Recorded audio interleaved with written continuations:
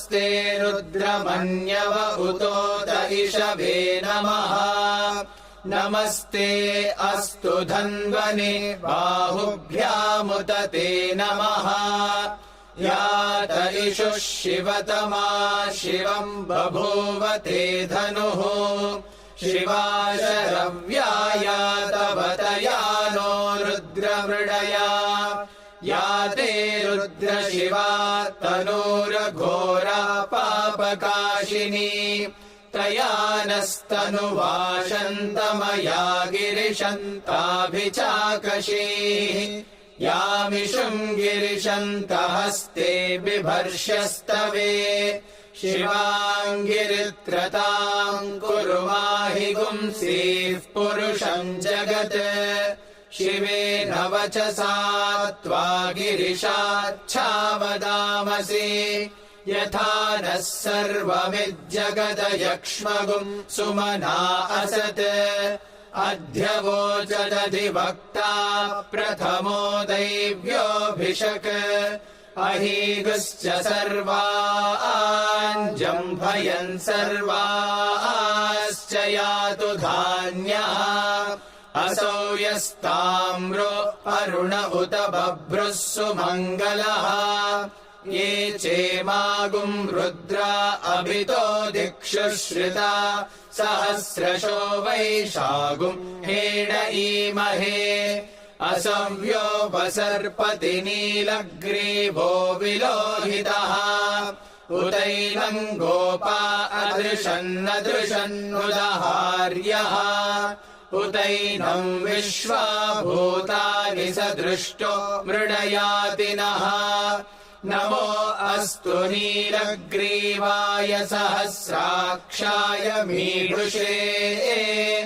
अथो ये अस्य सत्त्वानो हन्तेभ्यो करन्नमः प्रमुञ्च धन्वनस्त्वमुभयोराग्नियोर्जाम् याश्च ते हस्त इषवः पराता भगवो वपा अवतत्यधनुस्त्वगुम् सहस्राक्षशते शुधे निशीर्य शल्यानाम् मुखा शिवो नः सुमना भवा विज्यम् धनुः कपर्दिनो विशल्यो बाणवागुम् उता अनेशन्नस्येषव आभुरस्य निषङ्गतिः या ते हेतिर्मीढुष्टमहस्ते बभूव ते धनुः तयास्मान् विश्वतस्त्वमयक्ष्मया परिभुजा नमस्ते अस्त्वायुधायानादताय धृष्णवे उभाभ्यामुत ते नमो बाहुभ्याम् तव धन्वने परिते धन्वनो हेतिरस्मान् वृणक्तु विश्वतः अथो य इषुधिस्तवारे अस्मन्निधेहितम् नमस्ते अस्तु भगवन् विश्वेश्वराय महादेवाय त्र्यम्बकाय त्रिपुरान्तकाय त्रिकाग्निकालाय कालाग्निरुद्राय नीलकण्ठाय मृत्युञ्जयाय सर्वेश्वराय सदाशिवाय श्रीमन्महादेवाय नमः नमो हिरण्यवाहवे सेनान्ये दिशाम् च पतये नमो नमो वृक्षेभ्यो हरिकेशेभ्यः पशूनाम् पतये नमो नमः सस्मिञ्जराय त्विषीमते पथीनाम् पतये नमो नमो बभ्लुषाय विद्याधिनेन्नानाम् पतये नमो नमो हरिकेशायोपवीतिने पुष्टानाम् पतये नमो नमो भवस्य हेत्यै जगताम् पतये नमो नमो रुद्राय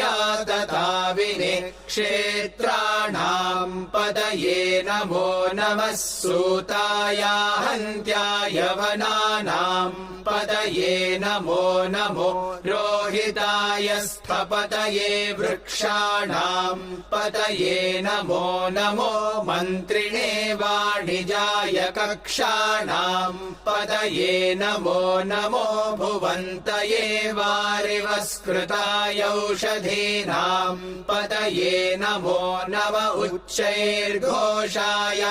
क्रन्दयते पत्तीनाम् पतये नमो नमः कृष्णवीताय धावते सत्त्वनाम् पतये नमः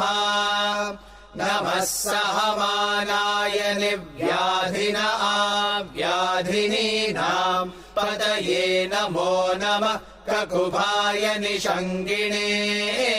सेनानाम् पतये नमो नमो निषङ्गिण इषुधिमते तस्कराणाम् पतये नमो नमो वञ्चते परिवञ्चते स्तायूनाम् पतये नमो नमो निचेरवे परिचरायारण्यानाम् पतये नमो नमः श्रिकाविभ्यो जिघागुंसद्भ्यो मुष्णताम् पतये नमो नमोऽसिमद्भ्यो नक्तञ्चरद्भ्यः प्रकृन्तानाम् पतये नमो नम उष्णीषिणे गिरिचराय कुलुञ्चानाम् पतये नमो नम इषुमद्भ्यो धन्वाविभ्यश्च वो नमो नम आतन्वानेभ्यः प्रतिदधानेभ्यश्च वो नमो नम आयच्छद्भ्यो विसृजद्भ्यश्च वो नमो नमोऽस्यद्भ्यो विद्यद्भ्यश्च वो नमो नम आसीनेभ्यः शयानेभ्यश्च वो नमो नमः स्वपद्भ्यो जाग्रद्भ्यश्च वो नमो नमस्तिष्ठद्भ्यो धावद्भ्यश्च वो नमो नमः सभाभ्यः सभापतिभ्यश्च वो नमो नमो अश्वेभ्योऽश्वपतिभ्यश्च वो नमः नम आव्याधिनीभ्यो विविध्यन्तेभ्यश्च वो नमो नम उगणाभ्यस्त्रिगुम् हतेभ्यश्च वो नमो नमो गृत्सेभ्यो गृत्सपतिभ्यश्च वो नमो नमो व्रातेभ्यो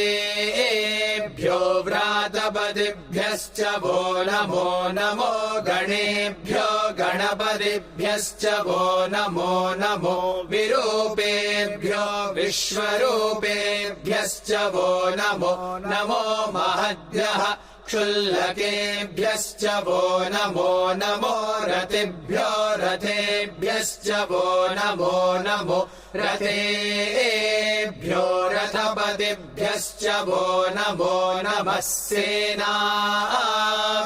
सेनानिभ्यश्च वो नमो नमः क्षत्रुभ्यः सङ्ग्रहीतृभ्यश्च वो नमो नमस्तक्षभ्यो रथकारेभ्यश्च वो नमो नमः कुलालेभ्यः कर्मारेभ्यश्च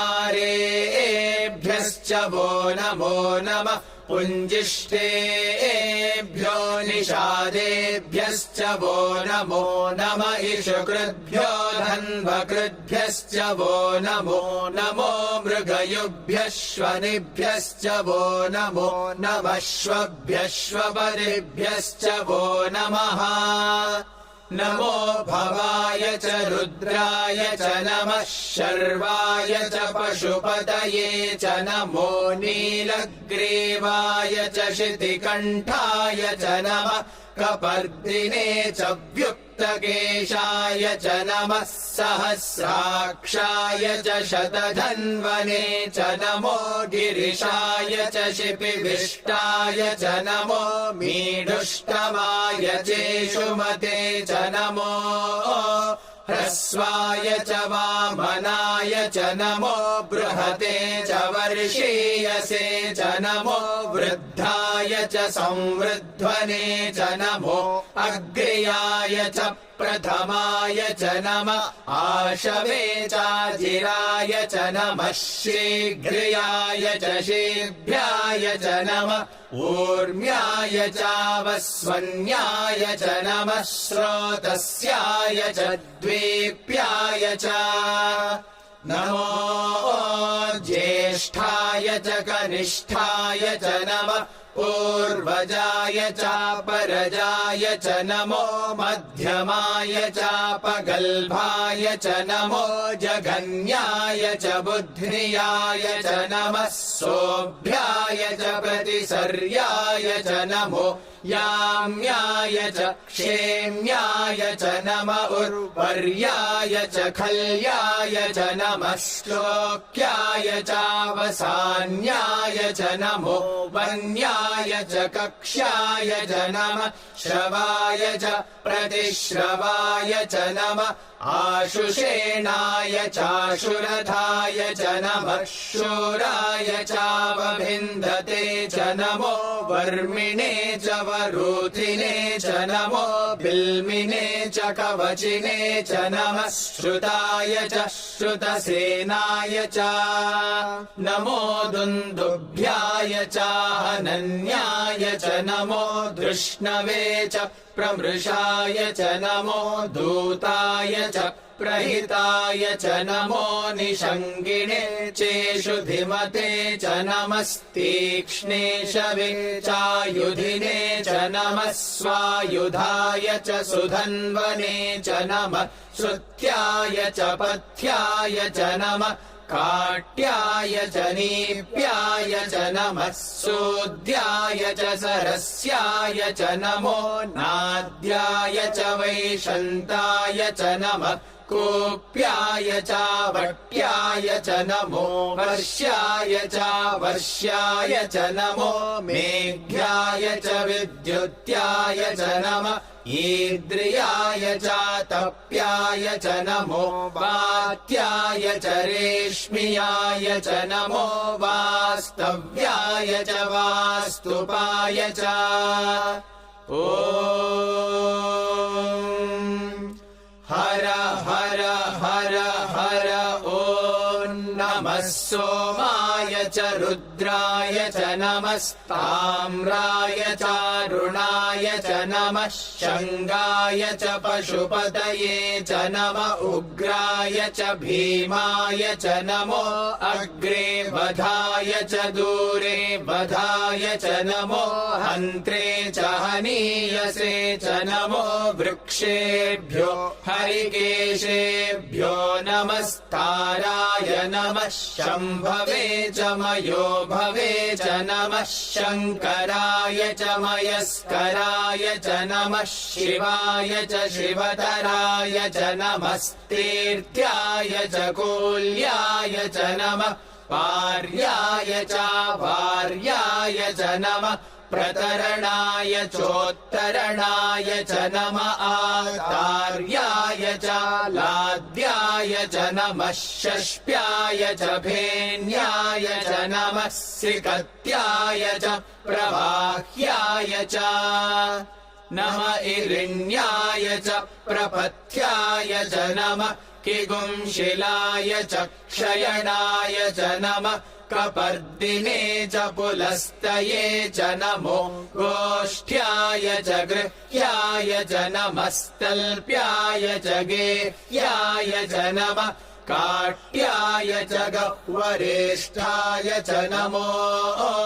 हृदयाय च निवेश्प्याय च नमः पागुंसव्याय च रजस्याय च नमः शुष्क्याय च हरित्याय च नमो लोप्याय चोलप्याय च नमः ऊर्व्याय च सूर्म्याय च नमः पर्ण्याय च पर्णशद्याय च नमो पगुरमाणाय चाभिघ्नते च नमः आखिदते च प्रखिदते च नमो वक्किरिकेभ्यो देवानागुम् हृदयेभ्यो नमो विक्षीणकेभ्यो नमो विचिन्वत्केभ्यो नम आनिर्हतेभ्यो नम आमीभत्केभ्यः द्रापे अन्धसस्पते दरिद्रन्नीललोहिता येषाम् पुरुषाणामेषाम् पशूनाम् मा भेर्मा रोमो येषाम् किञ्चनाममत् या ते रुद्रशिवा तनो शिवा विश्वाह भेषजी शिवा रुद्रस्य भेषजी तया नो मृडजीवसे इमागुम् रुद्राय तवसे कपर्दिने क्षयद्वीराय प्रभरामहे मतिम् यथा नः शमसद्विपदे चतुष्पदे विश्वम् पुष्टम् ग्रामे अस्मिन्ननातुरम् मृडानो रुद्रोतनो मयस्कृधि क्षयद्वीराय नमसा विधेमते यच्चञ्चयोश्च मनुरायजे पिता तदश्याम तव रुद्रः प्रणीतो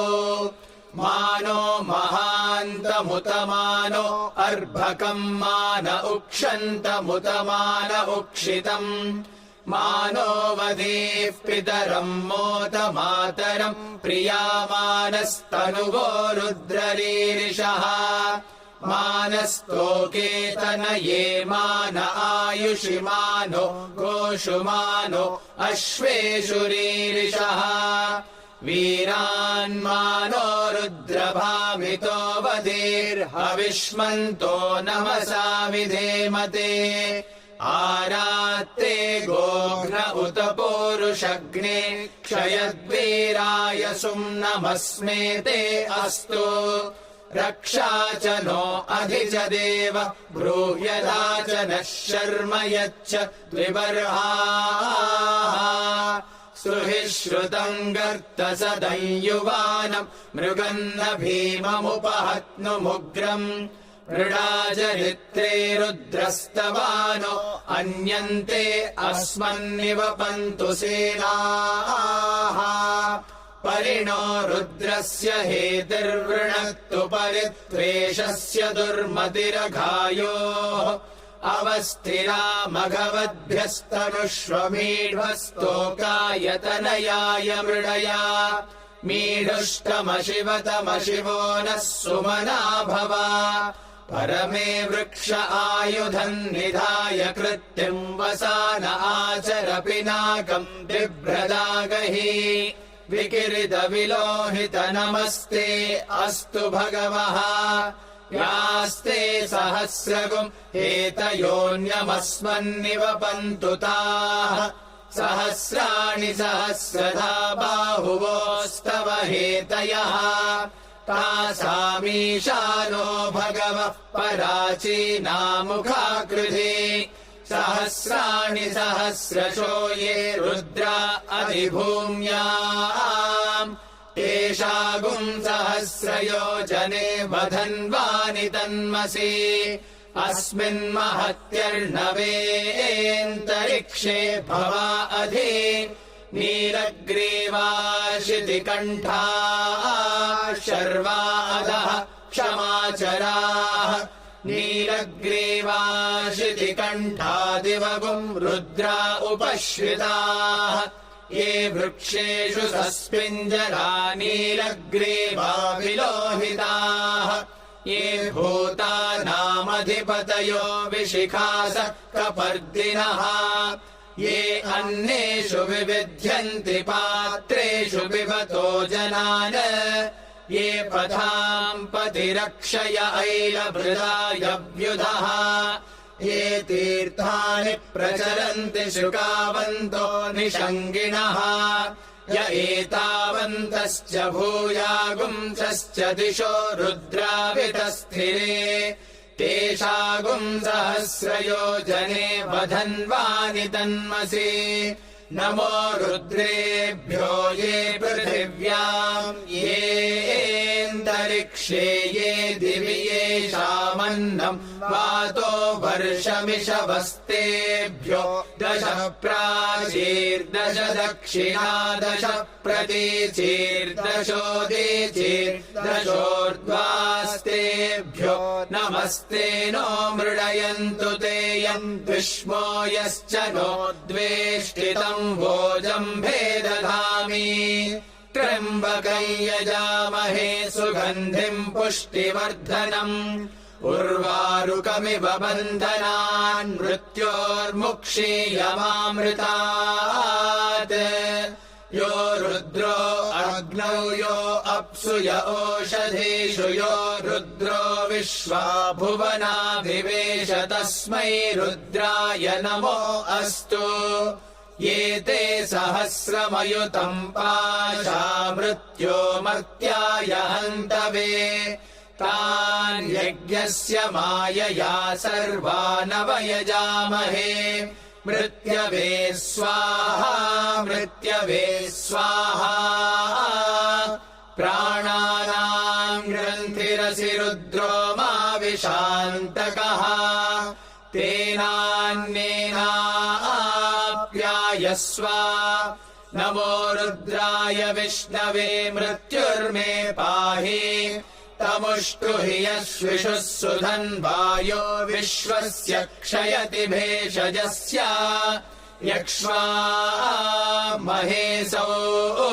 मनसाय रुद्रम् नमोभिर्देवमसुरन्दुवस्य अयम् मे हस्तो भगवानयम् मे भगवत्तरः अयम् मे विश्वभेषजो यगुम् शिवाभिमर्शनः। ओ